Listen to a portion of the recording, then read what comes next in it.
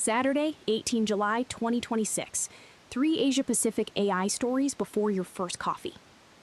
China's largest handset makers, including Xiaomi, Oppo, and Vivo, are redesigning smartphones around on-device AI agents, shifting the core selling point from camera specs to always-on assistant capabilities.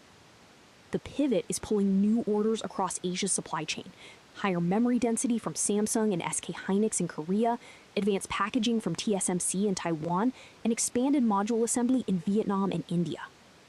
Early retail data suggests consumers are curious about agent features, but have shown little willingness to pay a meaningful premium, leaving margins an open question for the second half of 2025. Why it matters?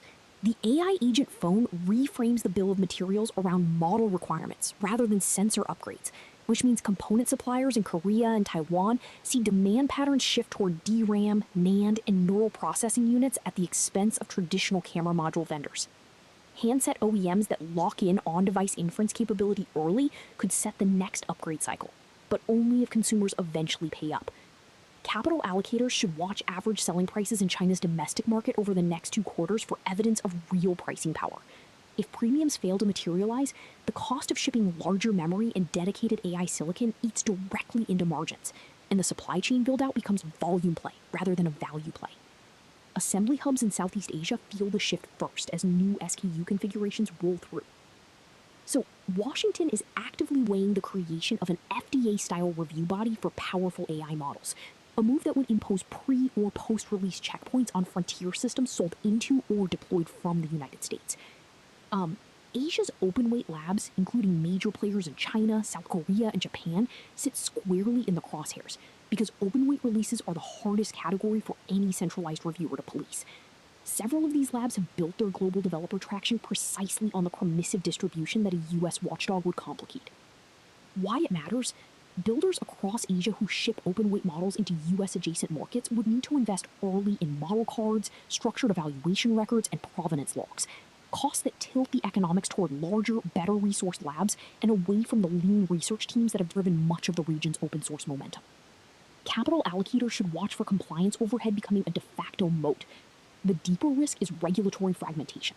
If the US, EU, and China each stand up separate review regimes with incompatible standards, Asia-Pacific labs face a 3-track compliance burden that slows release cycles and raises the cost of global distribution. The second-order effect worth tracking is whether this pressure accelerates a shift toward regional model ecosystems that serve domestic markets first and treat US access as optional. Now, Beijing rejected Washington's claim that Chinese AI labs systematically siphon foreign technology, calling the accusation baseless and politically motivated. The dispute centers on model distillation and talent flows, 2 channels that are technically legal and extremely difficult to audit, making the allegation hard to prove or disprove.